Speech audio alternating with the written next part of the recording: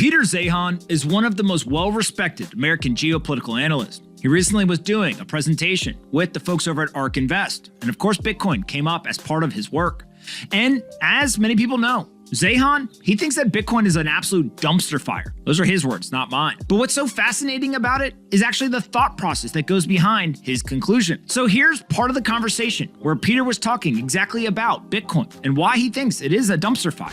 You think that Bitcoin is quote unquote a dumpster fire. Can you expand on that point of view? Let me put the macroeconomic background for why Bitcoin is happening now. So the boomers right now are in the most liberal investment environment of their lives. They're the largest generation this world has ever had. So capital costs for the last couple of years are the lowest they've ever been. And in a couple of years, they're going to be very, very high because all that boomer liquid capital is going to go away and it'll be locked into T-bills and cash. Bitcoin is emerging in this environment when money is free.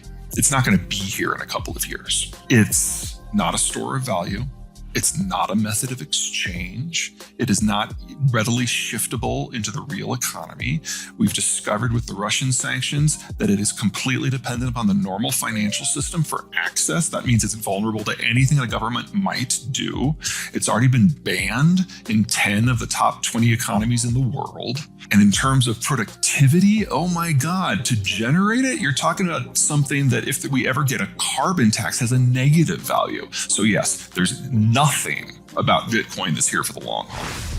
Now, of course, many people, including myself, may disagree with some of the thought process behind Zeihan's comments, but he went on to say even more. And what he ultimately concluded on was many of the different use cases that people highlight as to why Bitcoin could be valuable, especially on a global stage, especially when there's geopolitical risk, uncertainty, or chaos. He ultimately just decides that it's akin to money laundering. Here, listen to exactly how he describes it.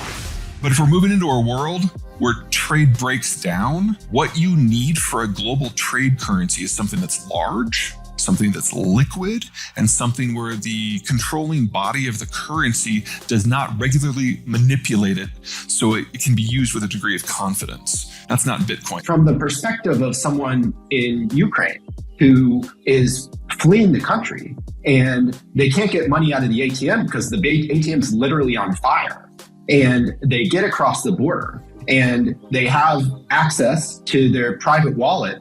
And when they get across the border, they can then actually expend economic resource that otherwise they wouldn't have access to. It's clear that there's utility in that system. Why wouldn't you just use a normal currency for that scenario? If you're going into a system where there's a functional society, I don't see the utility. I mean, I agree, moving money out of a place is something that Bitcoin is used for. That's one of the reasons why a lot of governments have banned it, because it's being used for smuggling. The scenarios where it is useful are not good enough for it to be used regularly in any sort of civilized system. What you basically just described is money laundering.